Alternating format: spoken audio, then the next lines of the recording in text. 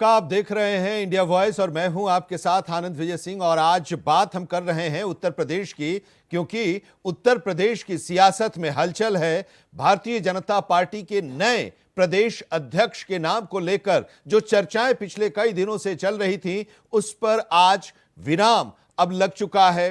Bharatiya Janata party के प्रदेश अध्यक्ष पद के लिए केंद्रीय वित्त राज्य मंत्री पंकज चौधरी ने नामांकन दाखिल किया है और अब यह साफ हो गया है कि उत्तर प्रदेश बीजेपी की कमान अब पंकज चौधरी के ही कंधे पर होगी। और इनके सामने जो सबसे बड़ी चुनौती के तौर पर है वो 2027 का विधानसभा चुनाव और 2029 का लोकसभा चुनाव। पूरी जो स्थिति थी उसको देखते हुए, जो सामाजिक समीकरण थे, जो जातीय समीकरण थे, उसको देखते हुए भारतीय जनता पार्टी ने एक लंबा समय लिया इस पर मुहर लगाने के लिए कि आखिर कौन व्यक्ति प्रदेश अध्यक्ष के तौर पर होगा, जो कि इस जो 2024 में झटका लगा था उस झटके को खत्म करके अब भारतीय जनता पार्टी को फिर से 2014 वाली स्थिति में, 2017 वाली स्थिति में लाने के लिए मुफीक होगा। और उसमें पंकज चौधरी सबसे सफल हुए, जो कि सबकी राय बनी और उसके बाद अब उन्हें नई जिम्मेदारी अध्यक्ष के तौर पर संभालनी होगी। उत्तर प्रदेश का देश का सबसे बड़ा राज्य और 18वें अध्यक्ष के चुनाव के लिए जो अटकलें चल रही थीं, उस पर अब विराम लग गया है। केंद्रीय वित्त राज्य मंत्री पंकज चौधरी ने प्रदेश अध्यक्ष पद के लिए अपना नामांकन दाखिल कर दिया। मुख्यमंत्री योगी आदित्यनाथ और उप मुख्यमंत्री केशव प्रसाद मौर्य ने पंकज चौधरी के नाम का प्रस्ताव किया। पार्टी के घोषित कार्यक्रम के मुताबिक नामांकन पत्र दाखिल करने का आज दिन था और सुबह से ही लखनऊ के बीजेपी मुख्यालय पर गहमा गहमी रही। हर तस्वीर, हर जानकारी हम आप तक पहुंचाते रहे। सुबह से ही जो हलचल थी, जो नेता वहां पर आ रहे थे, जो बातें वो बयान दे रहे थे, हमारे संवाददाता अनुराग तिवारी और उत्तर प्रदेश के स्टेट हेड रजनीश पांडे लगातार वहां पर जमे रहे और हर एक खबर और उसका विश्लेषण वो कर रहे थे इंडिया वॉइस पर। आज सुबह तक दिल्ली में पंकज चौधरी थे, लखनऊ वो पहुंचे, उनका इंतजार भी हो रहा था और वहां से पार्टी कार्यालय पहुंचकर उन्होंने अपना नामांकन पत्र दाखिल किया। योगी आदित्यनाथ और उप मुख्यमंत्री केशव प्रसाद मौर्य के अलावा पार्टी के राष्ट्रीय महामंत्री और केंद्रीय चुनाव पर्यवेक्षक विनोद तावड़े और संगठन चुनाव प्रभारी महेंद्र नाथ पांडे भी वहां मौजूद थे। विनोद तावड़े की उपस्थिति में नामांकन प्रक्रिया पूरी होने और मुख्यमंत्री और उप मुख्यमंत्री जैसे शीर्ष नेताओं के प्रस्तावक बनने से यह तो साफ हो गया है कि पंकज चौधरी का नाम केंद्रीय नेतृत्व द्वारा सर्वसम्मति से तय किया गया है। पंकज चौधरी महाराजगंज से 7 बार के अनुभवी सांसद हैं, कुर्मी समुदाय से आते हैं। 1991 में पहली बार वो सांसद बने थे। 1991 से लेकर 2024 तक में जो 9 लोकसभा चुनाव हुए हैं, उनमें से 7 बार वो चुनाव जीते हैं। महाराजगंज संसदीय क्षेत्र से, गोरखपुर से सटा हुआ इलाका है ये संसदीय क्षेत्र, और वहां से वो चुनाव जीते। उन्होंने अपनी जो राजनीतिक सफर है उसकी शुरुआत उन्होंने जो की थी वो नगर निगम की राजनीति से की थी। मेयर भी वो, डिप्टी मेयर भी वहां पर रहे हैं और गोरखपुर यूनिवर्सिटी से स्नातक की डिग्री उन्होंने ली है। जो समुदाय है, जिस जाति से आते हैं, जिस वर्ग से आते हैं, उसका काफी उत्तर प्रदेश की राजनीति में महत्वपूर्ण भूमिका है और इसी वजह से उस समुदाय से जो पंकज चौधरी आते हैं उन्हें चुना गया है। गहरी राजनीतिक रणनीति है इसके पीछे। और अब पीडीए जो है समाजवादी पार्टी का, पिछड़ा, दलित, अल्पसंख्यक जो समीकरण का काट करेगी, ये जो फैसला है और ये जो निर्णय है भारतीय जनता पार्टी का, ओबीसी वोट बैंक पर अपनी पकड़ और मजबूत करेगी। ओबीसी नेता को सौंपकर पार्टी ने सत्ता और संगठन के बीच जातीय संतुलन को प्रभावी ढंग से साध लिया है। पंकज चौधरी का मजबूत आधार पूर्वांचल है, जो आगामी लोकसभा और विधानसभा चुनाव के लिए निर्णायक क्षेत्र भी है।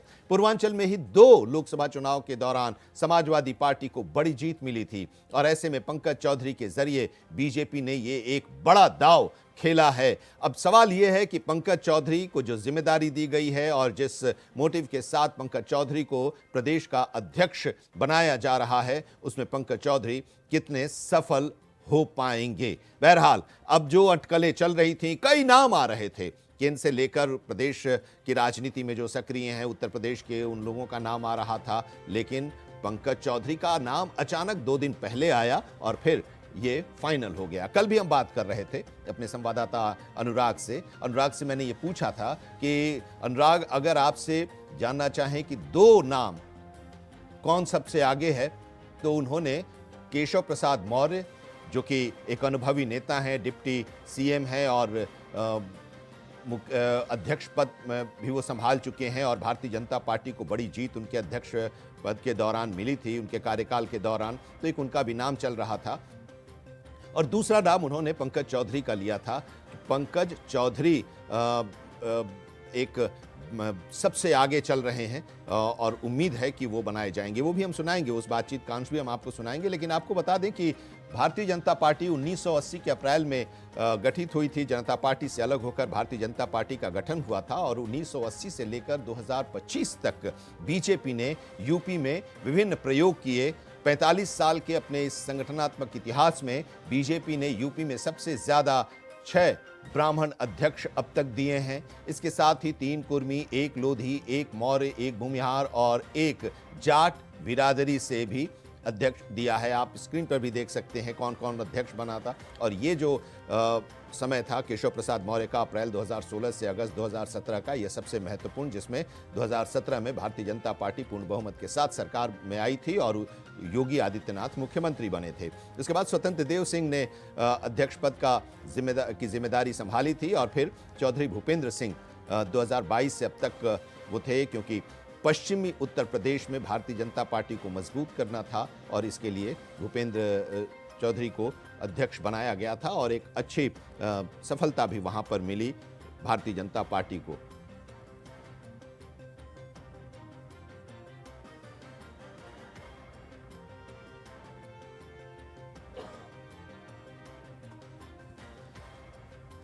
आज इसी को हम जरा समझने की कोशिश करेंगे कि ये जो फैसला लिया गया है, उस फैसले के पीछे का आधार क्या है। जो हम लोग समझ रहे हैं वही आधार है या इसके पीछे कुछ और भी आधार है। हेमंत गुप्ता राजनीतिक विश्लेषक हमारे साथ जुड़े हुए हैं, अनुराग तिवारी हमारे संवाददाता हमारे साथ जुड़े हुए हैं। लेकिन अनुराग पर जाने से पहले जरा वो सुनाइए, अनुराग के साथ जब हमने कल बात की थी और उस बातचीत का वो अंश,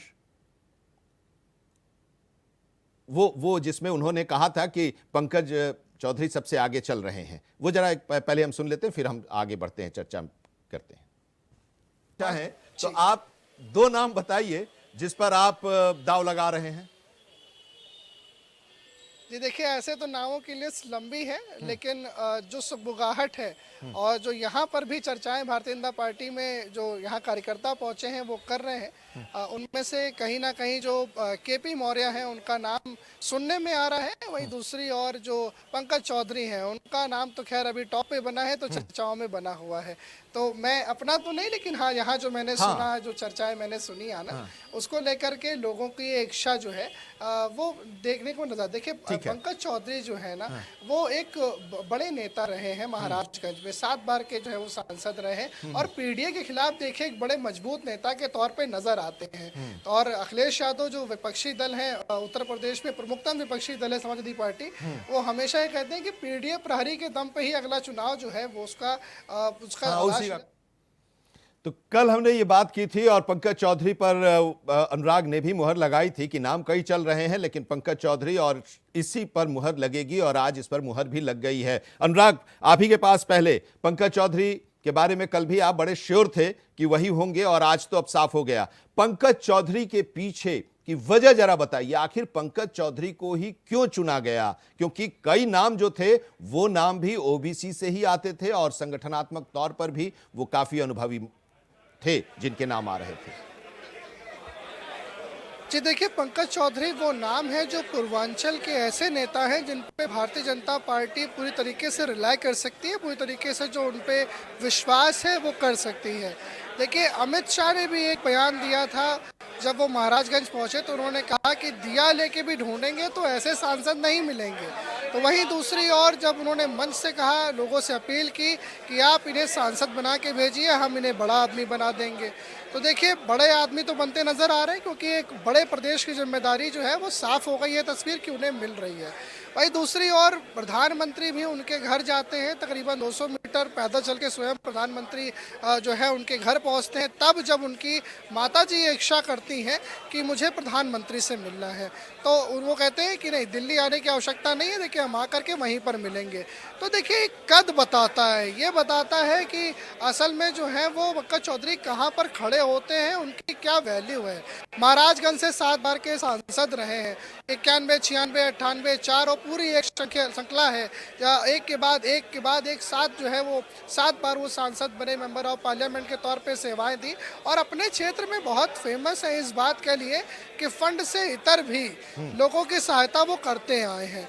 और गोरखपुर से बिल्कुल सटा हुआ जिला है महाराजगंज, ऐसे में जो वो पूरी बेल्ट है वहाँ पर एक बड़ा जो है अपना हुजूम रखते हैं, तराई बेल्ट तक अपनी पहुंच रखते हैं, बिहार की सीमाओं से लगने वाले जनपदों में भी इनका प्रभाव है।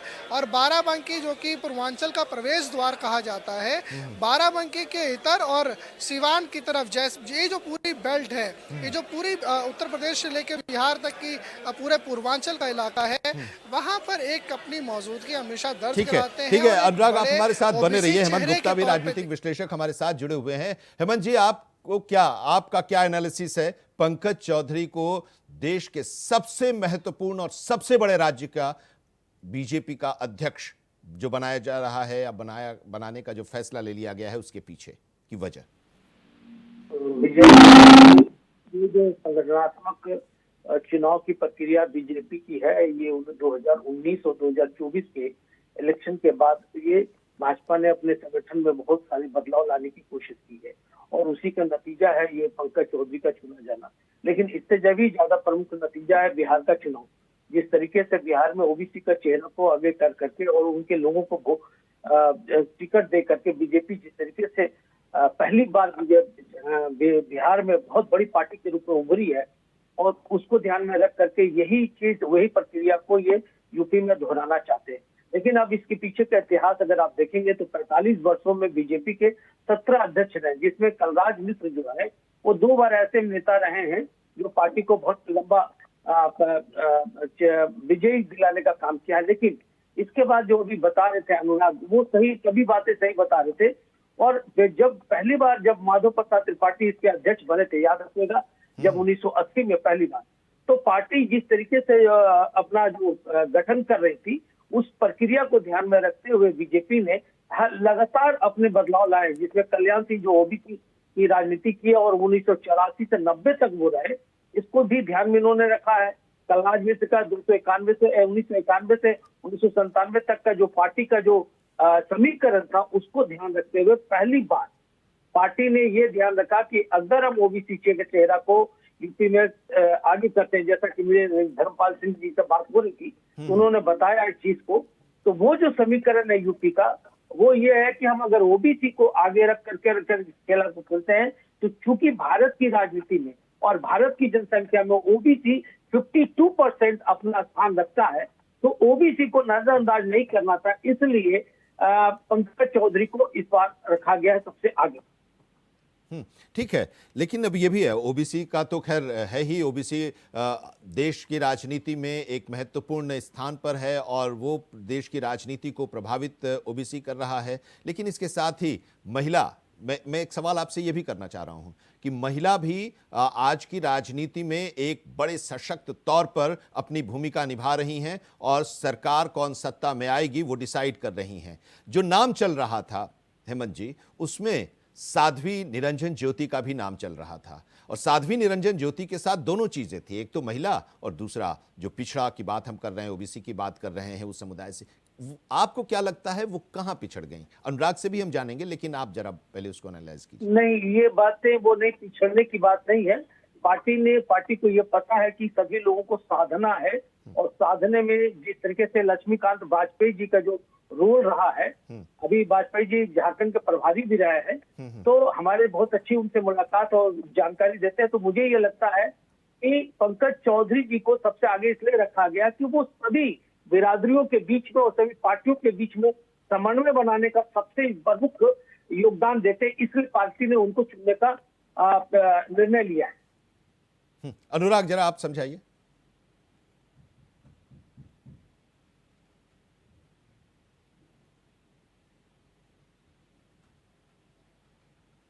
अनुराग, आपकी आवाज नहीं आ रही है। साथ दिए जिससे सारे सज जाएं। जी हाँ हाँ, बोलिए बोलिए, आ रही है। हेलो जी जी। जी देखिए, हमारे उत्तर प्रदेश में आनंद ये कहा जाता है कि एकै साधे सब सधे, सब साधे सब जाए। तो ऐसे किसी व्यक्ति को साधिए जिससे सब कुछ सब जाए। तो देखिए, कुर्मी जाति से वो आते हैं, एक बड़ी जाति है उत्तर प्रदेश में, मध्य में भी है, पूर्वांचल पश्चिमांचल के कुछ इलाके और बुंदेलखंड में भी एक बड़ी संख्या है, और ये ओबीसी समाज के अंतर्गत आती है। और ओबीसी समाज एक बड़ा ह्यूज समाज है, एक बड़ी वोट शेयर वो रखता है। पुराने इलेक्शंस में हमने देखा कि पिछले बार के जो विधानसभा लोकसभा के इलेक्शंस थे, कहीं ना कहीं ओबीसी समाज जो है वो भारतीय जनता पार्टी से नाराज रहा है। इसके बाद कोई ऐसा चेहरा लाना था जिससे ओबीसी समाज सध जाए, और उसके साथ साथ एससी एसटी समाज के भी कई जातियां हैं जो भाजपा के खेमे में पुनः आ जाएं। तो देखिए, पंकज चौधरी वो नाम जो कि स्वयं कुर्मी जाति से आते हैं, उनका एक बड़ा प्रभाव एससी एसटी वर्ग पे और ओबीसी वर्ग पे भी है।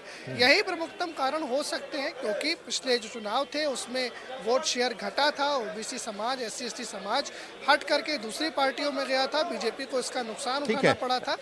अब आपने जो कहा एक साधे सब सधे, तो अब इसको हेमंत जी अगर इस रूप में देखा जाए कि साधना है, उस पीडीए का भी जवाब निकालना था, खोज निकालना था, और वो खोज निकाला गया, लेकिन साथ ही क्या ये एक संदेश विद इन द गठबंधन भी है?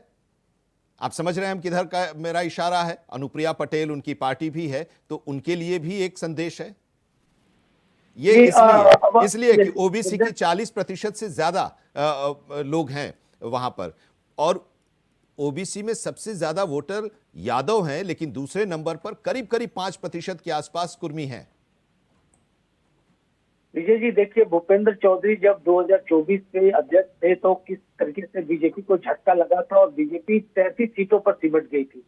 इसको ध्यान में रखते हुए पार्टी ने सिर्फ यूपी नहीं, बिहार नहीं, झारखंड में भी अभी बहुत जबरदस्त बदलाव लाने की कोशिश करी, और एक एक नेता जो पहले परिक्रमा लगाते थे नेताओं के, बड़े नेताओं का, और वो पद हासिल कर लेते थे, पर उनके पास वोट बैंक नहीं होता था। आज बीजेपी ये देख रही है कि कौन से नेता के पास वोट बैंक है और कौन नेता जमीनी स्तर पर काम कर सकता है और किसके पास नॉलेज है। सबसे बड़ी बात है किसके पास नॉलेज है। तो बीजेपी ऐसे लोगों का सिलेक्शन करी। अब परिक्रमा करने वाले लोग हटाए जा रहे हैं, क्योंकि बीजेपी को पूर्ण बहुमत की सरकार चाहिए और देश में बहुत सारे बदलाव लाने हैं, कानूनी तौर पर बदलाव लाने हैं। अंग्रेजी हुकूमत में जो डोमेन में जो काम किया गया था, जो आप समझ सकते हैं कि भारत का जो बंटवारा हुआ था हिंदू मुसलमान के आधार पर नहीं हुआ था, यूएन के चार्टर के हिसाब से हुआ था कि जितने भी औपनिवेशिक सेक्टर थे उसको छोड़ने की बात कवायद हुई थी और यूरोपियन देश में वापस लौटने की बात हुई थी। उसमें 100 उपमहाद्वीप काट के छोटे छोटे महाद्वीप भी स्वतंत्र किए गए थे,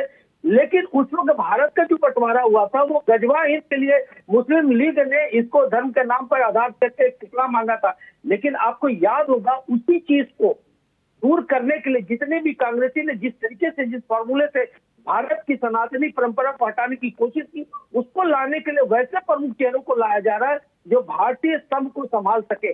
अब वो बनावटी चेहरे या परिक्रमा लगाने वाले नेता संगठन से दूर किए जा रहे हैं। नहीं, मेरा एक सवाल ये था, मेरा सवाल हेमंत जी ये था कि पंकज चौधरी कुर्मी समाज से आते हैं, अपना दल उस वोट बैंक को भी अपने पास रखती है और उसके बल पर, उसी वोट बैंक के आधार पर वो भारतीय जनता पार्टी के साथ चुनाव में सीटों को लेकर प्रेशर भी डालती है। तो एक संदेश उनके लिए भी है। अहमियत थी विजय जी की प्रधानमंत्री जी खुद इनके 2 साल पहले घर गए थे।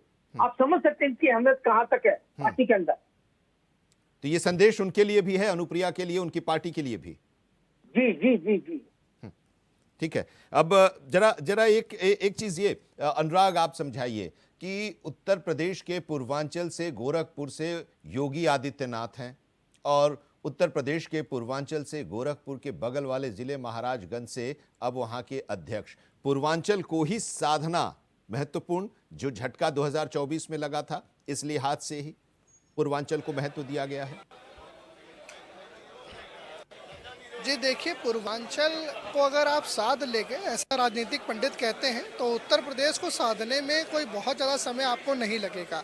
तो पूर्वांचल के ये प्रमुखतम जनपद हैं, महाराजगंज, गोरखपुर, पास में ही वाराणसी है, सोनभद्र, ये तमाम ऐसी जगहें हैं जहां पर बीजेपी लगातार जो है वो जो ग्रास रूट लेवल है वहां पर कम्युनिकेट करती है, कोऑर्डिनेट करती है। और पूर्वांचल एक ऐसा रीजन है जहां पर राजनीति पूरी तरीके से उत्तर प्रदेश की केंद्रित जो नज़र आती है वो पूर्वांचल के ऊपर ही नज़र आती है। फिर वो चाहे बड़े नेताओं के नाम रहे हों, गोरखपुर में भी बड़े नेता रहे, हरिशंकर तिवारी उनका नाम था, और तमाम और अन्य नेता, अभय सिंह के रूप में फैजाबाद में हम देखते हैं, गोसाईगंज में खब्बू तिवारी और अभय सिंह की राइवलरी भी नजर आती है। पूर्वांचल के प्रतापगढ़ में राजा भैया का नाम आता है, रघुराज प्रताप सिंह, और तमाम ऐसे बड़े नाम हैं देखिए जो पूर्वांचल से निकल के आते हैं। और राजनीति उत्तर प्रदेश की जब भी कभी चर्चा होती है तो इन नामों के बगैर नहीं होती। ठीक है, ठीक है, बाबा इस दौर में आगे भी चर्चा होगी, लेकिन एक आज की इस चर्चा का आखिरी कमेंट हेमंत जी आपसे। 156 सीटें हैं विधानसभा की इस पूर्वांचल में, पीडीए को एक बड़ी चुनौती, अखिलेश यादव को एक बड़ी चुनौती बीजेपी के इस फैसले से मिल सकती है, समाजवादी पार्टी में हलचल हो सकती है, क्योंकि विजय जी जरूर मिल सकती है। और इसको समझने के लिए मैं आपको बताऊं कि उनके जो पिता थे भगवती प्रसाद चौधरी, वो एक जमींदार परिवार से आते थे। उनकी माता जो जोला चौधरी थी, महाराजगंज की पंचायत चुनाव के अध्यक्ष भी रह चुकी थी। तो पूरा परिवार राजनीतिक रूप से बहुत ही स्ट्रांग है। लेकिन आपको ये समझना होगा कि 90 के दशक में ओबीसी आंदोलन का जब पूर्वी समाज के चर्चा में आया था, उस वक्त ये बसपा और कांग्रेस के लिए प्रमुख चेहरे होते थे और स्विंग वोटर के रूप में माना जाता था। 40 से 50 सीटों पर इनकी अपनी एक मजबूत स्थिति जो जीत और हार को तय करती थी। आज यही वजह है कि पूरे उत्तर प्रदेश में 10%। बहुत शुक्रिया हमारे साथ जुड़ने के लिए, बहुत शुक्रिया और अहम चर्चा के लिए हेमंत जी आपका, शुक्रिया अनुराग आपका। तो अभी इस चर्चा में इतना ही, लेकिन तमाम खबरों के लिए आप देखते रहिए इंडिया वॉइस। नमस्कार।